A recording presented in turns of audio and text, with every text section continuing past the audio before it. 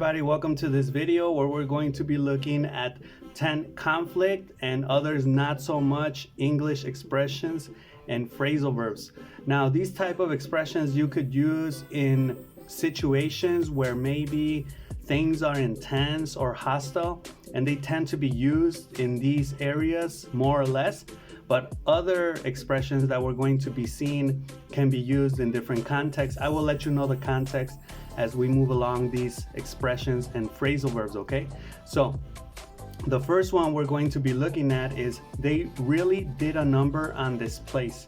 Now, they did a number on this place is literally like a number, like un número, but it means something completely different, and it's kind of weird. You may say, like, what do you mean they did a number on this place? This expression basically means that they destroyed that place, right? So let's say you walk into a house and you say, wow, the kids really did a number on this place. Like, the house is completely destroyed, right? Like, the vases are tipped and broken, the couch is, a mess, it's destroyed. So the meaning of this is to cause serious damage or destruction to something, right? And an example sentence can be after the wild party, after a party, right? They really did a number on this place, right? There's trash everywhere. So it's a mess, it's a disaster, they destroyed it, right? Now, this can also be used for different situations, like if you say, I don't know, you broke my heart, like you really did a number on me, right? You destroyed me. Or maybe if you go to watch a fight, right? Canelo versus this guy, and Canelo does a number on the guy, right? Like he destroys him, right? He beats him up, he messes up his face or something like that, right? Okay, so a question for you from this expression would be, have you ever been to a place that was completely destroyed or messy?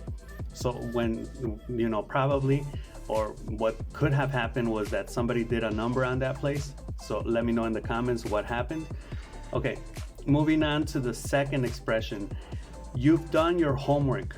So you've done your homework, like in school when you do your homework, is an expression used in English to refer to a person that basically investigates or does research before they present themselves or before they insert themselves in a new situation, right?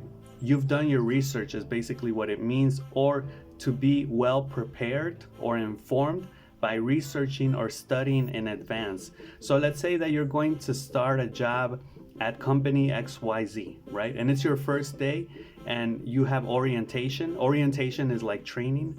You have orientation and the person is like, okay, this company was founded in and you're like, oh yeah, 1951 by Robert Mueller or whatever. And the person's like, how do you know that? Like, you've done your homework, right? Like, you've researched, you're prepared, right? So you've done your homework means that you're prepared. You know the information that maybe the other person is trying to tell you or is informing you. You already know this, and it's a good thing, right? To be prepared to do your homework, like in school, right? So an example sentence could be, you've done your homework on this project.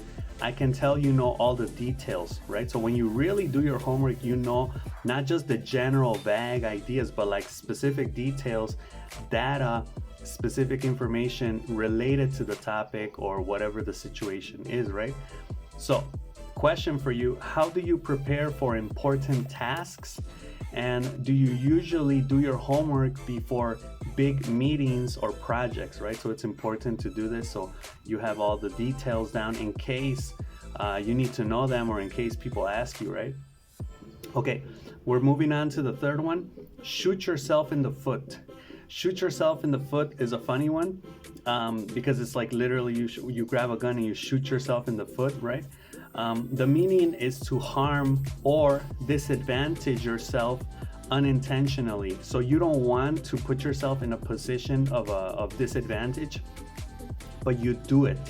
You do it unintentionally. You don't want to, right? So this could be maybe when you put your foot in your mouth, you make a mistake, you say something you weren't supposed to say, you do something you weren't supposed to do, right? And it's kind of like, I shot myself in the foot, right? Like it's my fault that now I am in trouble, right? So example sentence could be, he really shot himself in the foot when he criticized his boss in front of everyone, right? So imagine you criticize your boss in front of everybody and your boss hears, that's bad news. That's a problem, because now your boss is going to be angry, right? And you shoot yourself in the foot, right? In this case. So a question for you is, can you think of a time when you accidentally made things worse for yourself, right? So nobody interferes, nobody messes with you. It's nobody else's fault but your own. It's your own mistake, right? Maybe you talk bad about your boss and you didn't see your boss standing behind you, right? And then you're like, oh, I put my foot in my mouth, right? I shot myself in the foot, right? Putting your foot in your mouth is an expression also which means making a mistake, right? A faux pas, or a blunder, right? A social mistake. Like telling a person, hey, like, you're pregnant, and they're not pregnant, they're just overweight, right? So that would be putting your foot in your mouth, right? But that has to do more with words. Okay, moving on to number 4, stick around. Stick around is not really a conflict verb or a conflict phrasal verb, but it just basically means to wait, to stay wherever you are, right? You stick around. So stick is like glue sticks, right? In this case, it's making reference to staying there like glue, right? You're glued to the situation. So the meaning is to stay in a place for a period of time, right? You stick around. An example sentence could be, why don't you stick around after the meeting? We can grab some coffee, right? In this case, it doesn't really mean like, I guess, like to wait. I imagine more like a person floating around, like just stick around after the meeting, right? Or stick around, it's very common to hear this like in television, right? Like, stick around after these commercial break, right? After this commercial break, like, just wait for the commercials to pass and we will be back with the show, with the program, with the, series or whatever. Okay, question for you. When was the last time you stuck around somewhere instead of leaving right away, right? So again, like a meeting, and you just stick around, chat with your colleagues, or maybe at school, or maybe you need to go, so you can't stick around, right? That could also be used in negative. Okay, number 5, let's move on to the next one. Settle in. Settle in means to get comfortable in a new environment, sometimes because of conflict. It can be difficult to settle in, right? Especially at a new job, at a new house with, neighbors, loud neighbors, etc.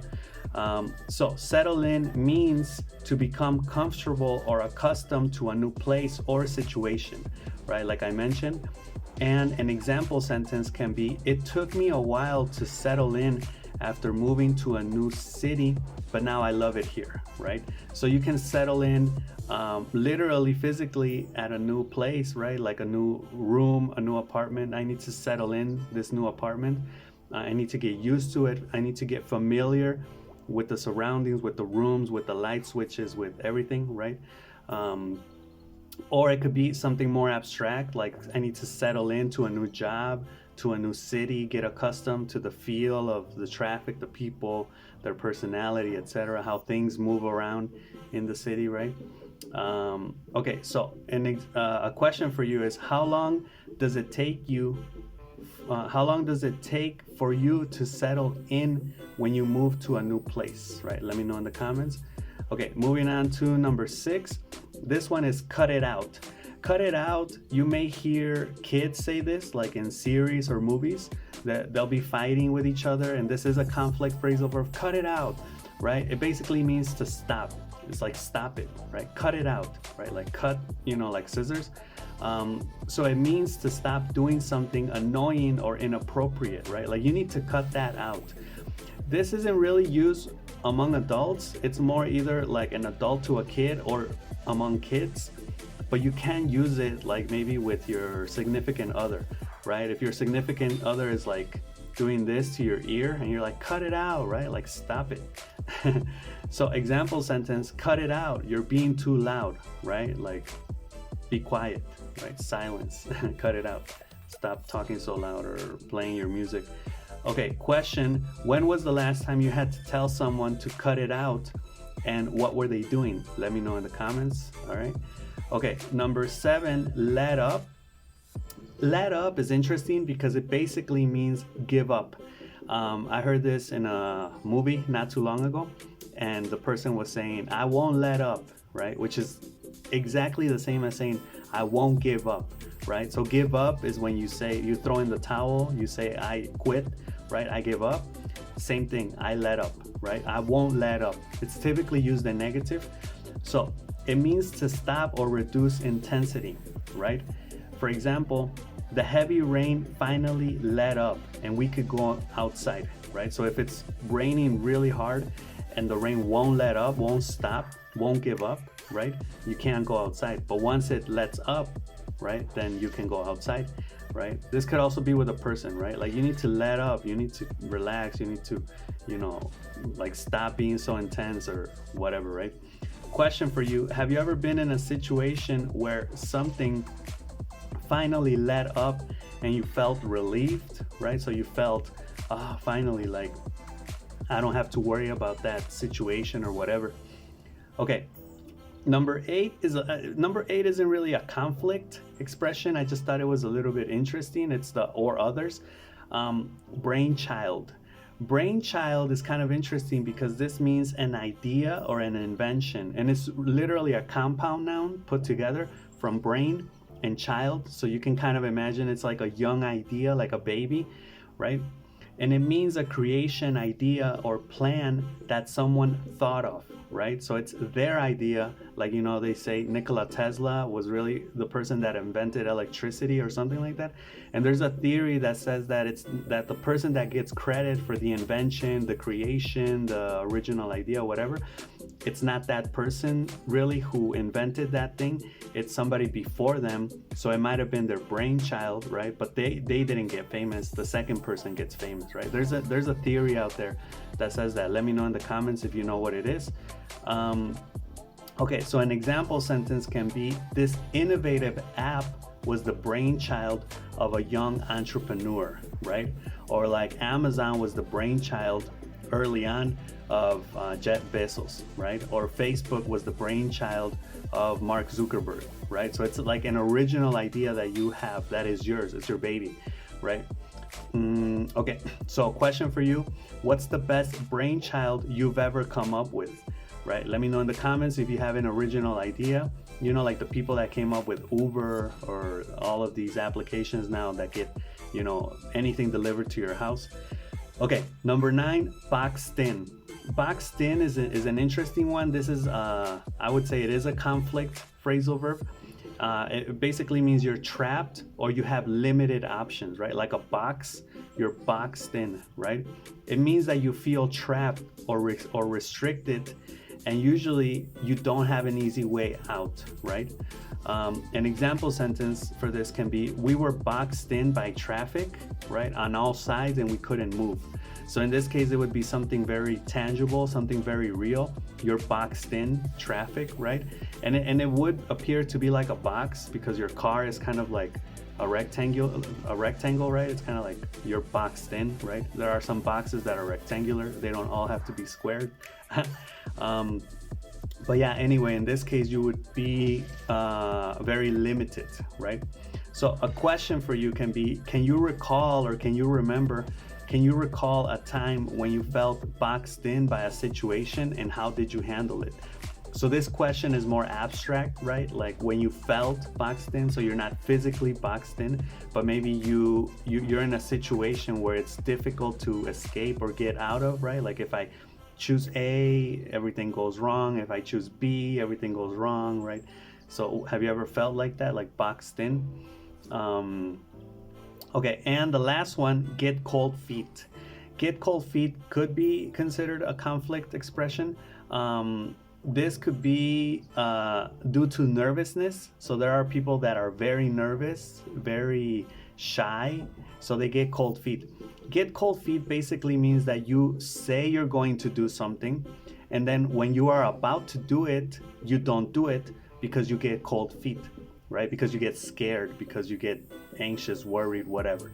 So you say, I'm gonna parachute out of an airplane. And then when you're on the airplane about to parachute out of it, you say, oh no, you know, and then your friend can say, are you getting cold feet, right? Like, are you getting scared? Are you trying to retreat, right? So it means to become nervous or unsure about something and reconsider it, right? When people get married, it's very typical in series or movies that we see that they get cold feet, right? And then their friends have to say, no, you know, you're just nervous, relax, like take a deep breath, and you'll be out there marrying the person in a moment, right?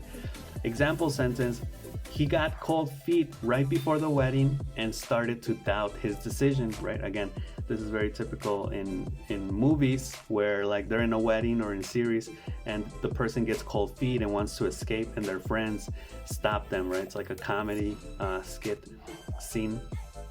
Okay, so, and the last question for you, have you ever gotten cold feet before a big decision, and what was it about? Okay, let me know in the comments.